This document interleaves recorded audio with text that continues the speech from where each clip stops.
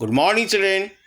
बच्चों, ये जो आज पढ़ाने जा रहे हैं ये तुम्हारे हिंदी व्याकरण का पाठ है। अ प ठ में छुटाई के मतलब ठी त अपठित, ग द हलंत, य में आ की मात्रा ऊपर अंशवार तलब श गद्यांश, अपठित गद्यांश।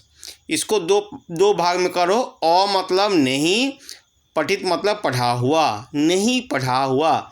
इसका भी दो भाग है। गद्य, ग द हलंत य, गद्य मतलब होता है कहानी, और अंश आ जो है वो अ हो गया, और तलब श अंश मतलब पाठ। यहाँ भी दो पाठ है, यहाँ भी दो पाठ है। मतलब ऐसी कहानी जिसे पहले तुम्हें नहीं पढ़ाया गया है। तो इसमें क्या है बच्चों, ऐसी कहानी तुम्हें दे दी जाएगी, एक पैराग्राफ दे दिया जाएगा, एक अनुच्छेद दे दिया जाएगा, और या दो अनुच्छेद होगा, या एक छोटी सी कहानी होगी, ठीक है, या कोई लेख होगा। उसको तुम्हें पढ़ना है। एक बार नहीं पढ़ना, कई बार पढ़ना, 2-3 बार पढ़ना है। पढ़ने के बाद उसमें तुम्हें कुछ प्रश्न दिए जाएंगे। उन प्रश्नों को उत्तर को तुमको वहीं से लिखना है। या तो तुम हूबहू लिख दो जो किताब में है, जो अंश है उसको देखकर, या तुम वैसा ही अपने मन से बनाकर लिख सकते हो। जिस गद्यांश को अपनी पाठ्य पुस्तक में पढ़ा नहीं गया हो उसे अपठित गद्यांश कहते हैं। क्लास में नहीं पढ़ाया गया पहले, ठीक है। पाठ्य पुस्तकों में हम अनेक गद्यांश पढ़ते हैं, उन्हें समझ भी लेते हैं। पाठ्य पुस्तकों के इस प्रकार के पठन अभ्यास से आप में भाषा में लिखे गए किसी भी अंश को समझने की योग्यता विकसित हो जाती है। मतलब क्या कहा गया है उस अंश में, उसको आप अपठित गद्यांश को यदि बार बार पढ़ेंगे तो यह समझ में आएगा कि आखिर इस किस टॉपिक पे है, किस चीज़ के बारे में यहाँ पर लिखा गया है। खासकर इसी योग्यता को और अधिक विकसित करने के लिए अपठित गद्यांश का अध्ययन किया जाता है। इसमें गद्यांश के आधार पर पूछे गए प्रश्नों के उत्तर देते समय निम्नलिखित बातों का ध्यान रखना पड़ेगा। क्या ध्यान रखना है? सबसे पहले गद्यांश को ध्यानपूर्वक 2-3 बार पढ़ो। 2-3 बार नहीं, यदि तुम्हें नहीं समझ में आ रहा तो 4 बार पढ़ो, 5 बार पढ़ो, तो तुम्हें कुछ चीज़ समझ में आएगा कि किस चीज़ के बारे में है। मान लो कि पर्यावरण के बारे में है, हमें प्लास्टिक नहीं फेंकना चाहिए, हमें अपने घर से जो भी कूड़ा करकट है सड़क पर नहीं फेंकना चाहिए, हमें यदि अपने घर में जो कागज़ फाड़ते हैं उसको नहीं फेंकना चाहिए, हमारे घर में जो सब्ज़ी की छिलके होते हैं उसको जहाँ तहाँ नहीं फेंकना चाहिए, हमें घर के जो भी कचरा है उसको कहीं पर एक जगह रखना चाहिए। मतलब इसमें एक बात कॉमन क्या आ रहा है कि पर्यावरण ख़राब जो हो रहा है उसके बारे में इसमें लिखा हुआ है, बताया जा रहा है। ठीक है बच्चों, अभी BD मेमोरियल स्कूल बहुत अच्छा है, उसमें क्लास नर्सरी से 12 तक पढ़ाई होती है।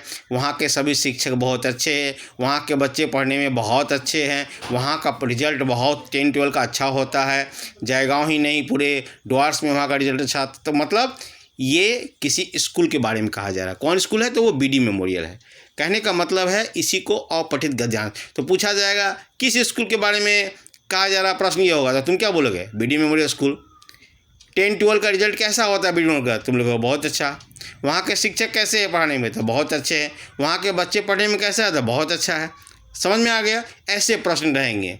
तो बच्चों, जो भी गद्यांश दिया जाएगा उसको 3-4-5 बार पढ़ना। पहला काम है पढ़ना। उस सेकंड क्या है, उसके बाद दिए गए प्रश्न को ध्यानपूर्वक पढ़ना चाहिए।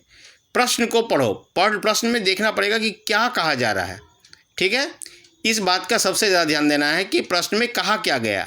ठीक है, उस प्रश्न को तुम्हें दोहराना पड़ेगा और ये भी देखना पड़ेगा कि उससे संबंधित प्रश्न का उत्तर इसमें है या नहीं। ठीक है, वो ज़रूर मिलेगा, लेकिन तुम्हें 2-3 बार खोजना पड़ेगा। तुम चाहो तो उस प्रश्न का हूबहू आंसर तुम्हें जो लाइन दिया गया वही लाइन उतार दो, अथवा तुम चाहो तो अपनी तरफ से भी उसका उत्तर तुम बनाकर लिख सकते हो। तीसरा, उत्तर संक्षिप्त और गद्यांश पर आधारित होने चाहिए, और जो भी तुम उत्तर लिखोगे वह कैसा होना चाहिए? वह गद्यांश पर आधारित होना चाहिए। मतलब जो कहानी दिया गया है प्रश्न वैसा ही हो। पूछा जाएगा कि हम लोग किस राज्य में रहते हैं, तो उत्तर हम लिख देंगे, हम लोग ना भारत देश के राज्य में रहते हैं। ये उत्तर होगा कि उत्तर ये होगा कि हम लोग पश्चिम बंगाल राज्य में रहते हैं। ठीक है, भारत देश का राज्य तो 32 ठो है, तो तुम उसमें तो स्पष्ट नहीं किया कौन से राज्य में है। हाँ, इसलिए तुम्हें जो आंसर पूछा जा रहा है बस उतना ही लिखना है, लंबा चौड़ा लिखने का कोई ज़रूरत नहीं है। ठीक है, और चौथा है, यदि शीर्षक पूछा जाए, मतलब तुम्हें उस कहानी का, उस अंश का यदि तुम्हें टाइटल देना है तो तुम क्या दोगे। तो जैसे मैंने कहा बीडी मेमोरियल के बारे में मैंने इतना बात बोला, तो बीडी मेमोरियल स्कूल उसका टाइटल होगा। ठीक है, तो यह 2 या 3 शब्दों में उत्तर देना चाहिए। टाइटल जो है वो 2 या 3 शब्दों में होगा, है ना बच्चों। ये एक मोटा मोटी तुमको मैंने बताया कि अनसीन पैसेज जो है वह तुम्हें कैसे करना चाहिए। ठीक है, अब तुम तुम्हारा एक प्रश्न है यहाँ पर। ठीक है, देखो एक गद्यांश दिया गया है, नीचे कुछ अपठित गद्यांश प्रश्नों को उत्तर सहित दिए गए हैं, इन्हें पढ़िए और समझिए। विचार विनिमय के लिए मनुष्य को ही वाणी का वरदान प्राप्त है। हम लोग ही विचार व्यक्त कर सकते हैं, गाय कर सकता है? नहीं कर सकता है ना। किसी को कुछ अपना बात नहीं बोल सकता, उसको तकलीफ भी होगा तो रो नहीं पाएगा। पशु पक्षी अपने भाव और विचार शारीरिक मुद्राओं तथा ध्वनि संकेतों द्वारा प्रकट करते हैं।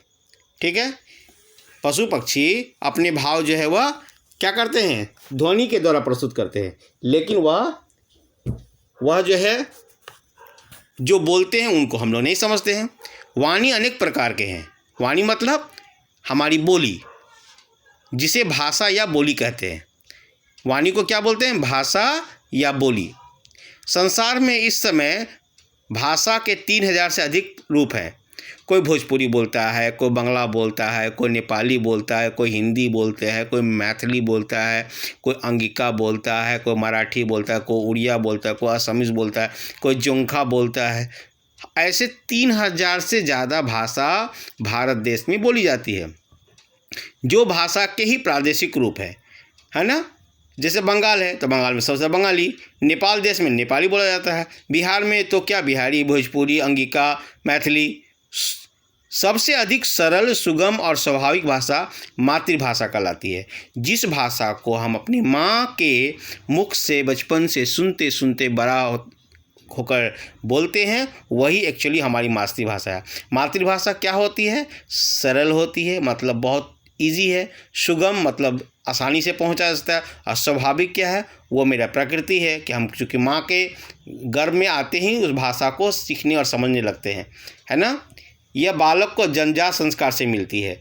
माता पिता के गर्भधारण से ही बच्चे जो है जब सीखने लगते हैं तो वह जो है माता पिता के भाषा को, खासकर माँ के भाषा को वह सबसे पहले समझते हैं। माँ बंगाली है तो उसका माँ घर में दिन भर जो बोलेगी, चाहे वो बच्चा जब बड़ा होगा, जन्म लेगा, उसके बाद जो है माँ के पास ही हमेशा रहता है। तो माँ जिस भाषा में बात करिए, बंगाली है तो बांग्ला में, मराठी है तो मराठी सीखेगा, भोजपुरी है तो पहले भोजपुरी सीखेगा बच्चा, मैथिली है तो मैथिली सीखेगा, जोंखा है तो जोंखा सीखेगा, नेपाली है तो नेपाली सीखेगा, बिहारी है तो बिहारी सीखेगा, आसामीज़ है तो आसामीज़। कहने का मतलब है माँ की भाषा ही मातृभाषा होती है। ठीक है बच्चों, अब देखो तुम्हें कुछ प्रश्न दिए गए। नंबर 1, वाणी का वरदान किसे प्राप्त है। वाणी का वरदान किसे प्राप्त, 3 ऑप्शन है, पशु पक्षियों को, वस्तुओं को और मनुष्यों को। तो यहाँ पर देखो लिखा है ना कि मनुष्य को वाणी का वरदान प्राप्त है। ठीक है, तो यहाँ पर मनुष्य को, तो यह मनुष्य को देखो यहाँ टिक किया हुआ है, तुम्हें भी ऐसा टिक करना है या इसका आंसर लिखना है, ऐसे लिख देना है क में। किसको, उत्तर मनुष्य को। ठीक है, पशु पक्षी अपने भाव किस प्रकार प्रकट करते हैं, हंसकर, शारीरिक मुद्राओं, ध्वनि संकेत से या बोलकर। कैसे करते हैं, तो शारीरिक मुद्राओं से और ध्वनि संकेतों से।